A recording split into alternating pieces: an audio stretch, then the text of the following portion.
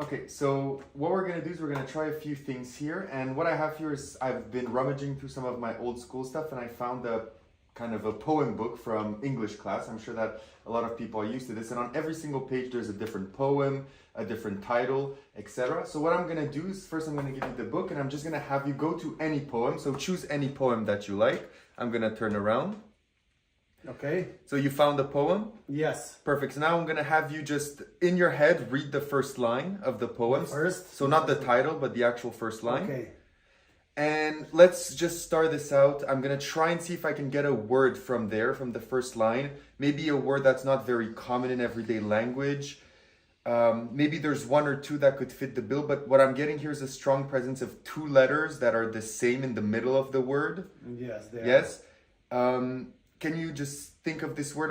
Is it the word doom? Yes. Yes, it is the word doom. Perfect. Yeah. So now that we've got that, I want you to actually read the poem to yourself. So just in your head, read the poem. And while you're reading it, try to get the feeling of the poem. And if there's any colors that are mentioned, lock in the color in your mind. So just read it out and tell me when you're done.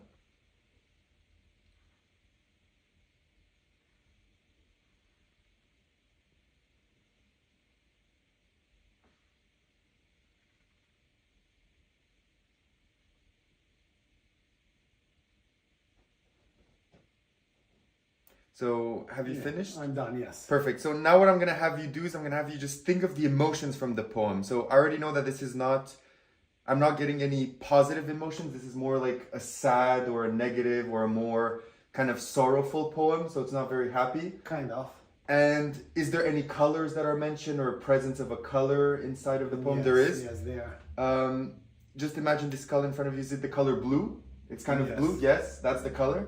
So now the last thing that we're going to do is we're going to play a game. So what I'm going to have you do is I'm going to have you go on the last line of the poem. So the last line. So not the author, but for the last line. I know. And go for the longest, most interesting word within that line. So just take that in mind. You have it? Yes, of course. Can you remember how to write it and everything? Yes. Perfect. So you can just close the book and just place everything to the side. So now we're going to play a game of Hangman. And the thing is, I've gotten so good at this game that I never lose. So I never ever lose a game of Hangman. So first, we're just going to draw here the podium for the hangman, and then I'm going to have you draw the cases for the amount of letters of your word. I do cases, squares? So just the lines at the bottom, just like this. Perfect. So now what we're going to do is I'm going to turn around and we're going to play the game. So as I say the letters, if they contribute, you're going to fill them up. If not, you're just going to draw on the hangman. So first focus on the letters. I'm getting the letter R. Is the letter R in your word? Yes, it is. Yes, can you place it where it is? Yes. I'm also, immediately from the R, I'm getting the letter T. Yeah. Yeah, can you fill that in? And also from the T, I feel there's the letter E somewhere in the word, Yes. correct? Can you fill that up? Is there, so E, but there's also something similar to E, I, like an I. Is there an I? Yes, of course it is. So perfect. There's also a G, if I'm not mistaken. Yes, it is. And an N. So a G and an N. Yeah.